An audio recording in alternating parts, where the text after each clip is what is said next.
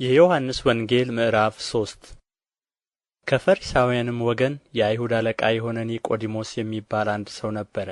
እርሱም በሌሊት ወደ ኢየሱስ መጥቶ መምህር ሆይ እግዚአብሔር ከእርሱ ጋር ከሆነ በቀር አንተ የምታደርጋቸውን እነዚህን ምልክቶች ሊያደርግ የሚችል የለምና መምህር ሆነህ ከእግዚአብሔር ዘንድ እንደ መጣህ እናውቃለን አለው። ኢየሱስም መልሶ እውነት እውነት እልሃለሁ ሰው ዳግመኛ ካልተወለደ በቀር የእግዚአብሔርን መንግሥት ሊያይ አይችልም አለው።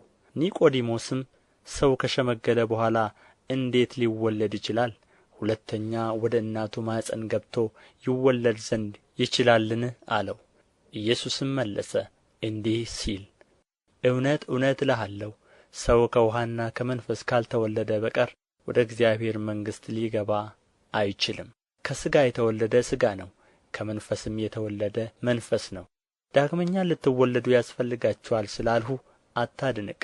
ነፋስ ወደሚወደው ይነፍሳል፣ ድምፁንም ትሰማለህ፣ ነገር ግን ከወዴት እንደ መጣ ወዴትም እንዲሄድ አታውቅም።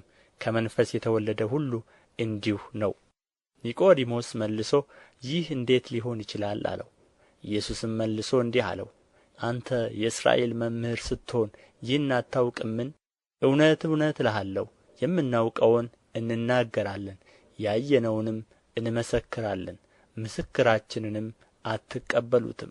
ስለ ምድራዊ ነገር በነገርኋችሁ ጊዜ ካላመናችሁ ስለ ሰማያዊ ነገር ብነግራችሁ እንዴት ታምናላችሁ? ከሰማይም ከወረደ በቀር ወደ ሰማይ የወጣ ማንም የለም፣ እርሱም በሰማይ የሚኖረው የሰው ልጅ ነው። ሙሴም በምድረ በዳ እባብን እንደ ሰቀለ እንዲሁ በእርሱ የሚያምን ሁሉ የዘላለም ሕይወት እንዲኖረው እንጂ እንዳይጠፋ እግዚአብሔር አንድያ ልጁን እስኪሰጥ ድረስ ዓለሙን እንዲሁ ወዶአልና። ዓለም በልጁ እንዲድን ነው እንጂ በዓለም እንዲፈርድ እግዚአብሔር ወደ ዓለም አልላከውምና። በእርሱ በሚያምን አይፈረድበትም። በማያምን ግን በአንዱ በእግዚአብሔር ልጅ ስም ስላላመነ አሁን ተፈርዶበታል። ብርሃንም ወደ ዓለም ስለ መጣ ሰዎችም ሥራቸው ክፉ ነበርና ከብርሃን ይልቅ ጨለማን ስለ ወደዱ ፍርዱ ይህ ነው። ክፉ የሚያደርግ ሁሉ ብርሃንን ይጠላልና ሥራውም እንዳይገለጥ ወደ ብርሃን አይመጣም። እውነትን የሚያደርግ ግን ሥራው በእግዚአብሔር ተደርጎ እንደሆነ ይገለጥ ዘንድ ወደ ብርሃን ይመጣል። ከዚህ በኋላ ኢየሱስ ከደቀ መዛሙርቱ ጋር ወደ ይሁዳ አገር መጣ። በዚያም ከእነርሱ ጋር ተቀምጦ ያጠምቅ ነበር።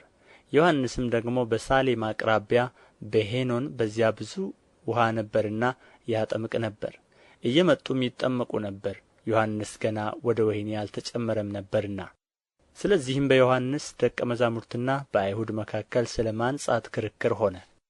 ወደ ዮሐንስም መጥተው መምህር ሆይ በዮርዳኖስ ማዶ ከአንተ ጋር የነበረው አንተም የመሰከርህለት እነሆ እርሱ ያጠምቃል፣ ሁሉም ወደ እርሱ ይመጣሉ አሉት።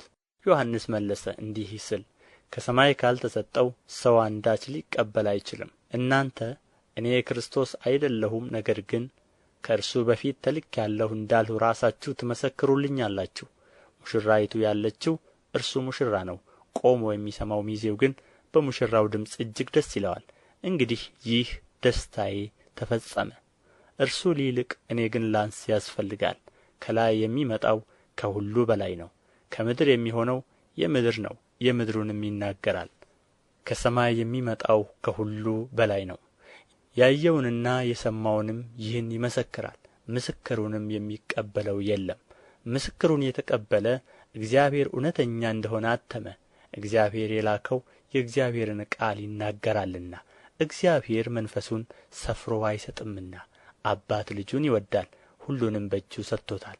በልጁ የሚያምን የዘላለም ሕይወት አለው። በልጁ የማያምን ግን የእግዚአብሔር ቁጣ በእርሱ ላይ ይኖራል እንጂ ሕይወትን አያይም።